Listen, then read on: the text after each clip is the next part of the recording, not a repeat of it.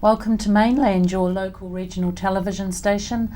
I'm Tania Omar, and some of the stories coming up in today's news: a bonus for Motueka High School, council out to get voters, nearly 1 year on and campaign for medicinal cannabis continues, and more.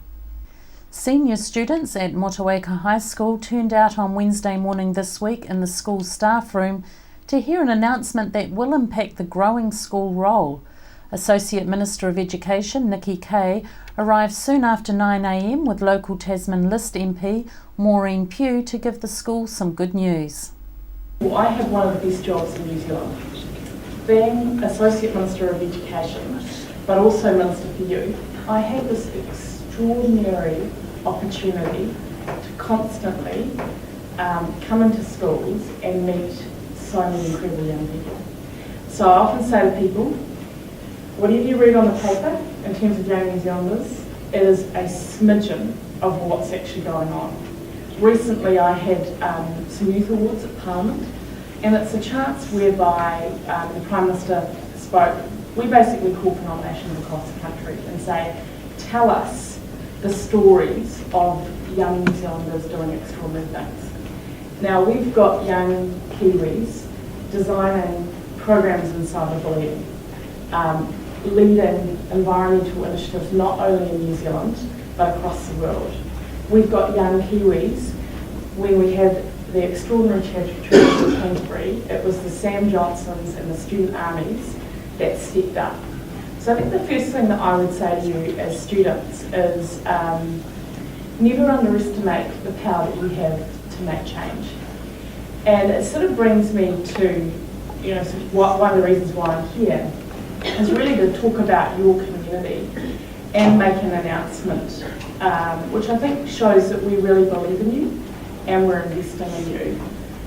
So I am confirming today that the government is investing about $1 million in Motueka High School to ensure that you get 3 new classrooms. And what that's about is actually acknowledging that there's quite a lot of young people that want to come here.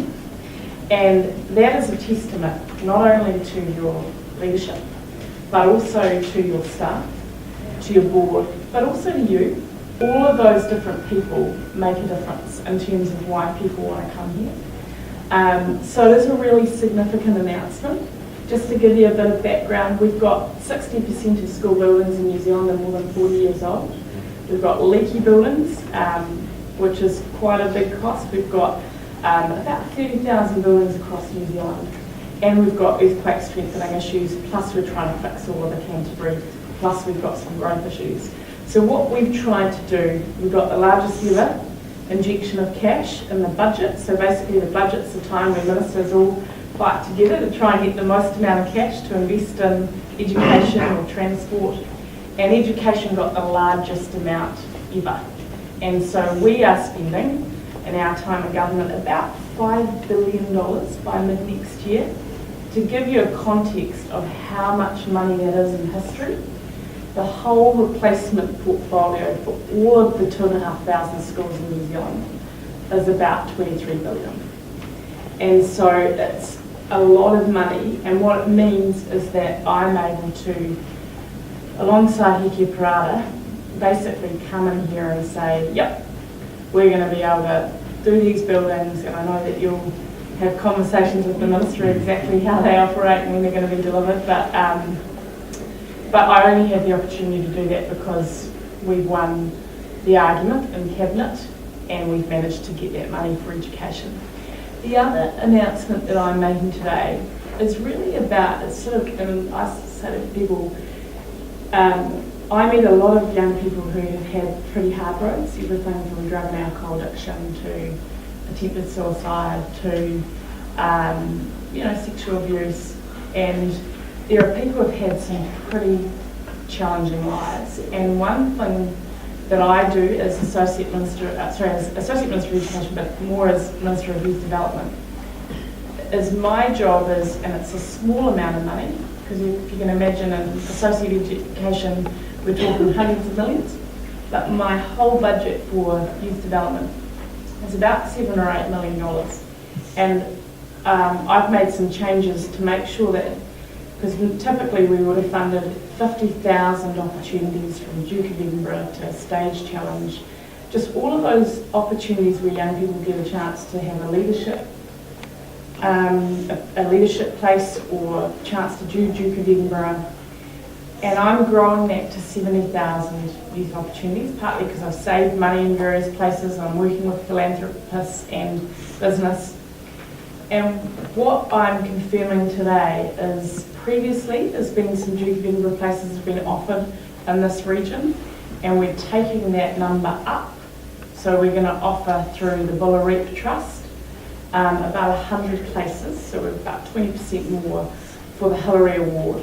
So it's wonderful to be here. I look forward to chatting with many of you. Have a fantastic day. Thank you very much for having me. Tēnā koutou, tēnā koutou, tēnā koutou katoa. I think, speaking on behalf of everybody here, as one of the head students of Motueka High School, I'm honoured and privileged to have had you all come here today for such a momentous announcement. It is amazing to know that as the school continues to grow, any support that it may need is available to ensure the school's continuous success. So on behalf of everyone here at school, not only those here in the room, but those oblivious to this announcement at the moment, thank you. While many of us Year 13s here will not be at school to witness the benefits of the new classrooms or the Duke of Edinburgh placements, it is comforting to know that the future years will use them to their utmost, and it will not be long before they become an integral, well-loved part of school here in Motueka. We would like to thank you personally, Minister, for taking the time out of your busy schedule to come to our school in little old Motueka and tell us in person. A 58-year-old woman has been killed in a quad bike accident while feeding out to stock on a farm in Wills Road in the Upper Mootry. The accident happened just before 6 p.m. Tuesday evening. A police scene examination has now been completed and WorkSafe are investigating the fatal accident. Police will not be releasing any details of who the deceased woman is until all next of kin have been advised. Medicinal cannabis is a contentious issue, with many calling for easier access to the drug and lower costs since the death of Nelson teenager Alex Renton last year.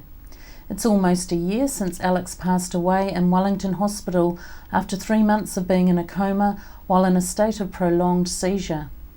Chrissy Small spoke to Rose Renton, mother of Alex and long-time campaigner for access to medicinal cannabis. Rose, it's almost a year officially since you lost Alex, though you did lose him a wee bit before that.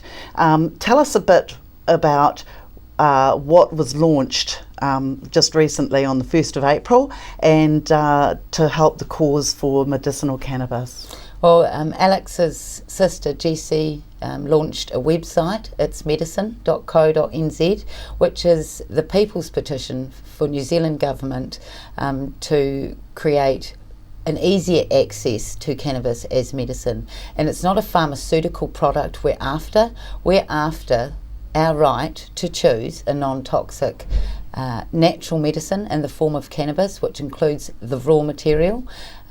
So that's what was launched on the 1st of April, and at this stage we're around 10,000. I'm due to do a new tally, and the support, Chrissy, has been incredible. Right, okay, now we've got Helen Kelly at the moment who's really struggling. She's taking illegal cannabis, I believe, or has been, and she's fighting the same fight to try and get the rules to change to allow people to have some access to this pain relief. Well, yeah, she's dying of cancer. Yeah. She's terminal. And her argument is this works, it works, she can't take the morphine. So, and she was denied, her specialist was denied, there wasn't enough information for the product she and he chose. So we've got a minister with no medical training, making choices against specialists and patients. So it goes against basic human rights.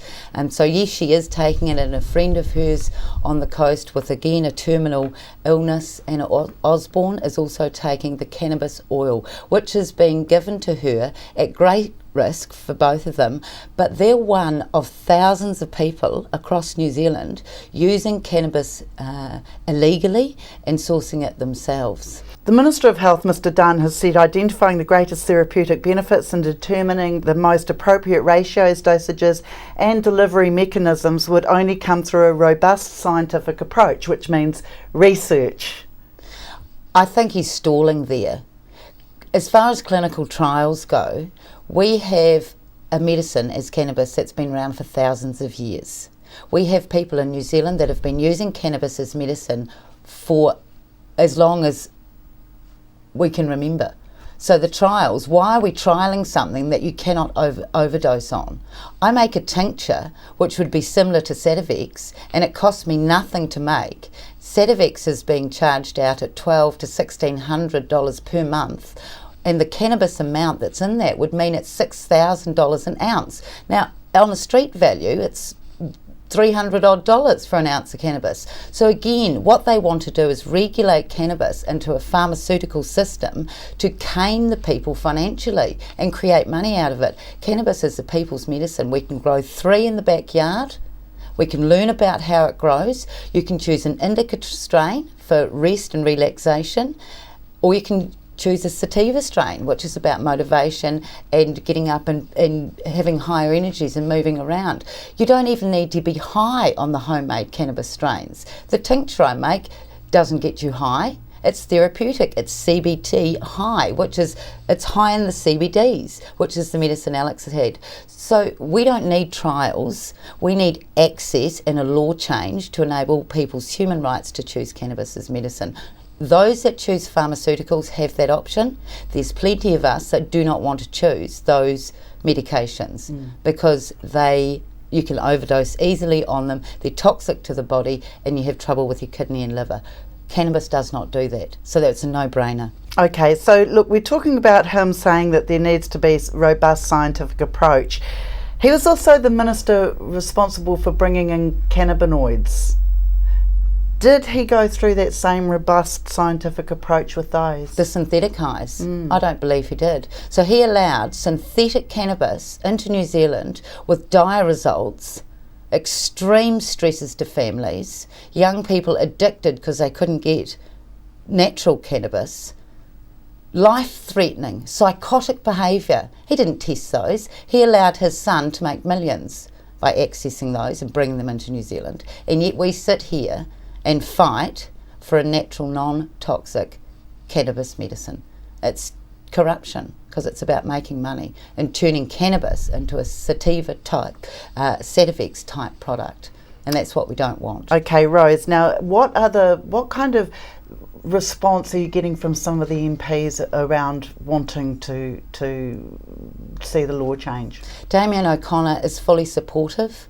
We've got the police commissioner who actually spent time in Colorado, he's supportive.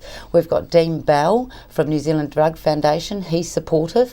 It makes me wonder, Chrissy, how many high profile supporters do we need? What about doctors? Have you got doctors on board? Yes, there was a doctor, an anaesthetist that was on from Dunedin on Radio Talkback last week who supports it. But you've got to realise, Chrissy, these doctors can't stand up and support it if they don't have training, and that's where they're locked in. They're not trained to prescribe cannabis as medicine because no part of their medical training involves cannabis.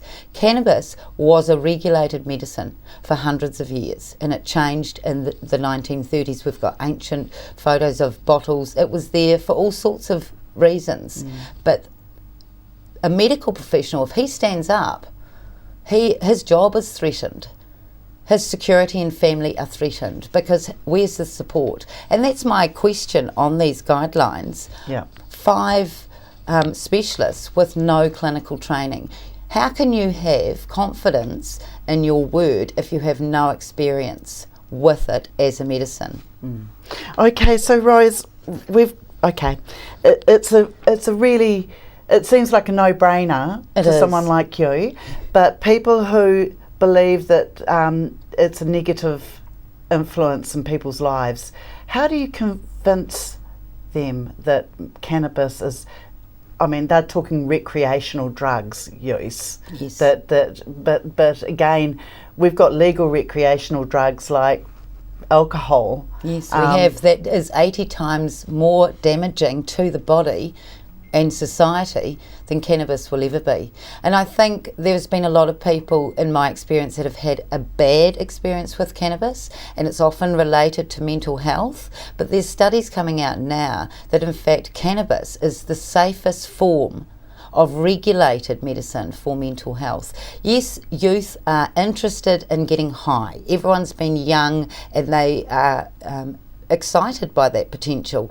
But if you step back and question why the young ones are interested in it, it's high CBD. It's an antidepressant. It helps them sleep. It calms them down.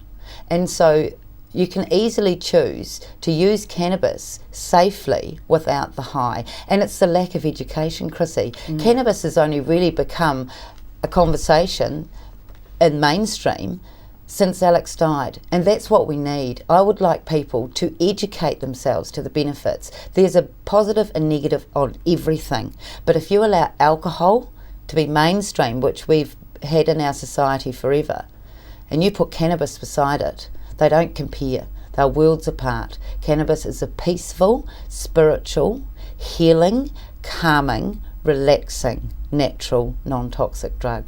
Well, it just grows, doesn't it? I mean, It's a fascinating plant. It's just a plant, whereas with all the other substances, they are manufactured. Yeah, they are. And our body is no good on manufactured drugs. Okay. All right, but okay. So, where to from now for cannabis, medicinal cannabis? Continue with the petition, and hopefully by the end of this year present it with Damien to Parliament. And there's a huge amount of support that wants to come along and do that with me throughout New Zealand, so we'll all gather. Once that's in, we've got a new election coming up, and that's going to be a really interesting journey. Who's going to work with who? The only party that has cannabis law reform is the Green Party, and they're looking at working with Labour. But who knows? I know National will not change the cannabis laws. They cannot see how they can make the money they've made out of pharma and alcohol. So it will be an interesting 18 months. Right, okay. And well, we'll just wait and see what happens with the future of cannabis, medical cannabis, and maybe people will be able to go to your website, which is it's medicine.co.nz, and find out more. Thanks, Chrissy. Housing affordability issues are not going away and continue to dominate news headlines. Nelson City Council says the special housing areas and housing accord signed with government in June last year will address the cost of affordable housing in Nelson. We spoke with Nelson Tasman Housing Trust Director Carrie Mosina, her opinion as a person working on the ground round housing issues, if Housing Minister Nick Smith's recent analysis was accurate, and are the special housing areas addressing housing affordability. Recently, Nick Smith, the Housing Minister, was quoted as saying people sleeping in cars is a figment of people's imagination. How would you respond to that? Well, I disagree with him because we know, the people at the Women's Centre, the people at Victory, Salvation Army, all those places have encountered people sleeping in cars. Nelson City Council and the government have a housing accord and are designating special housing areas.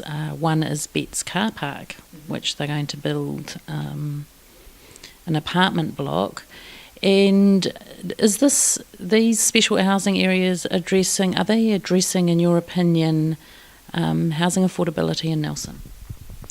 Well, it's addressing housing affordability. It's a complex problem. There's a lot of different factors, and the special housing areas. I think that's one strategy amongst many that would be useful.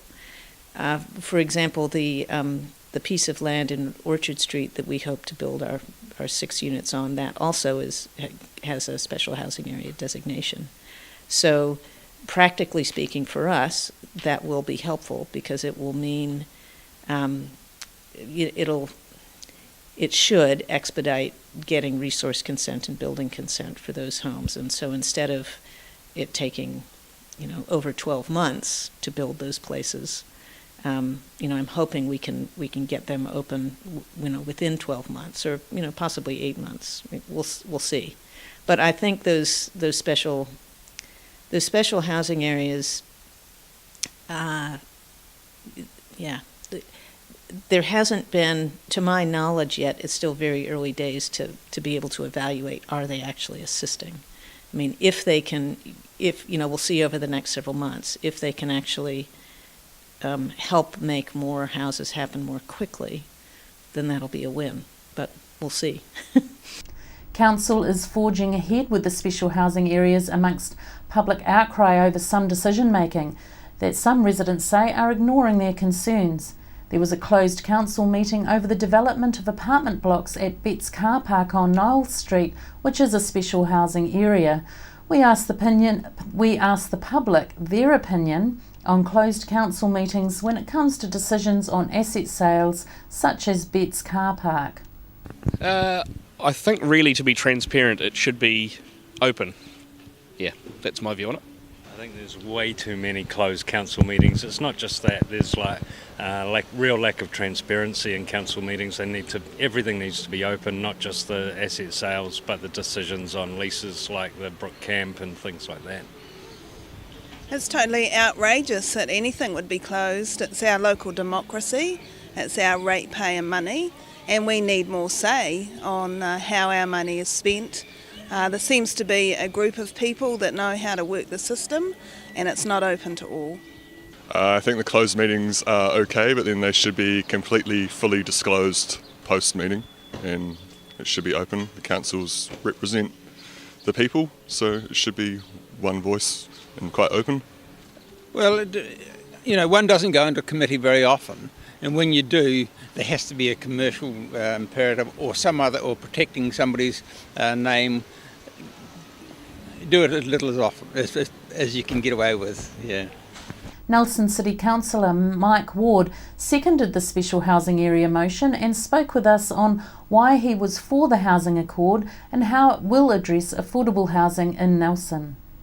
Well, thank you, Mike, for your time. Just with the special housing areas in Nelson as part of the housing accord, is it addressing housing affordability, some of the new developments that are upcoming? They're not necessarily all affordable housing, but if in fact you have a greater supply of housing, that does address the affordability issue. Can you understand, if you have more houses, then you have a wider range of choices. I'm hopeful it will. I'm hopeful that we'll have more smaller houses as a consequence. I'm hopeful the city, with its new plan, will allow more in. I was the one who seconded the motion to actually go with the special housing areas, and people sort of looked at me and said, "You do that. We can reduce the amount of parking required." I mean, it's an absurdity having to have 2 car parks when you live in the city. I mean, you're probably going to walk for most of your journeys. 1 should be plenty. So there's a whole bunch of other things that we can do more effectively. I think we have to be careful. I think when you have a special housing area, the onus is on council to be far more protective of the community's concerns. So we have to keep talking to the community. If they have concerns, how do we address those? Okay, so some of these concerns have been around it's allowing developers to fast-track things, which is fine if the affordability equation comes into it, but it's just turning into a thing that's just allowing developers to get on with what they do best as capital gain. Well, you could say that, and the idea is somehow that the developers are on the other side. Look, there are some who might play fast and loose. I would suggest to you, most of them do the best they can. I think we have to lift their sights sometimes. I don't think the best they can is necessarily good enough, but I don't think that what we aspire to most of the time is the best we should. And I often say to folk, there's no them and us in this community, there's only us. And getting on side with the property developers, figuring out ways to enable and encourage them to do the kinds of things we want to see happen in the city is our challenge. And picking fights with them, sort of labelling them as, just out for capital gains, this is one of those things that I would take issue with. I think we've got some really good people. And it's been interesting sitting in on the property developers advisory group. When you say to them, hey, we could do this very well, couldn't we? And throwing out some good ideas, they just smile and nod. So rather than expecting the worst of them, let's expect the best, and let's talk with our community, because as I said before, I don't think we actually expect the best. I think we want a bigger house and we've got time to look after. When very often a smaller house would enhance our quality of life, and in a section that doesn't take you half the weekend to look after would probably make really good sense. After the break, we'll bring you the latest weather update and some events and happenings coming up from around the region. Are you looking for a scooter, walker, wheelchair, baby seats or pushchairs? Then come in and see the Nelson Region Specialist at Mobility for You, 269 Queen Street, Richmond, opposite the library. We have a huge selection of scooters, walkers, wheelchairs and accessories, along with a free booklet guide. We also provide a breakdown service if you ever get a puncture or a flat battery. We have fully equipped service vans to rescue you. Hi, I'm Robin Jordan and I invite you to call in and see the friendly team at Mobility for You, 269 Queen Street, Richmond, opposite the library. Hi there, Julian Toon, Waimea Telecommunications. We install and maintain domestic and commercial satellite TV, UHF Freeview and Mainland TV installations in the Nelson, Tasman regions. We specialise in Panasonic telephone systems and provide communications, Wi-Fi, IT and wiring for internet, fibre, computers and DSL systems. At Waimea Telecommunications, we also provide specialist electronic systems for features such as a security camera you can watch on your TV, visitor alert systems and much more. Improve your security and communication and entertainment today. Call us on Waimea Telecommunications on 021 472297, ytel.co.nz. Why would you want to pay as much as $1,000 for a single bed mattress when you can buy a high quality locally made mattress like this for as little as $220? And a queen size mattress could cost you in excess of $3,000, but at Nelson Beds you could have a mattress like this as low as $425. So why would you go out and spend a fortune on your child's bedroom when you can come to Nelson Beds and buy a complete single mattress and base set, a 7-drawer Scotch chest, a headboard and a 3-drawer bedside cabinet for as little as $979? So call and discuss our custom manufacturing options and local after sales service at Nelson Beds, Nelson's only bedding manufacturer.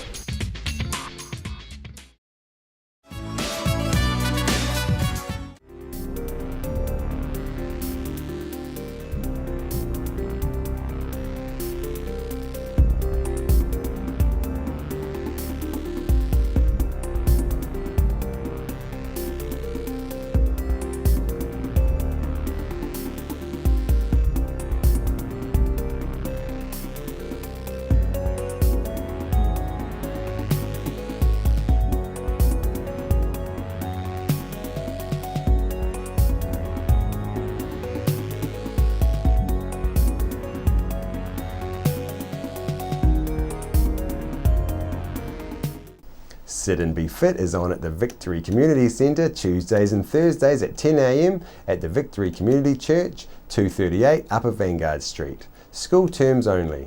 Fun while you get fitter, work at your level. For more information, please contact Shirley on 547 1433 or 021 121 8023. Victory 60 Plus is on Tuesdays at 1:30 through to 3:30 p.m. at 238 Upper Vanguard Street. You can join in for cards, games and a cuppa. For more information you can contact Jan on 546 9057 or 027 4577 955. On behalf of the team here at Mainland Television News, thank you for joining us, and we'll bring you the latest news and events from around the region again tomorrow.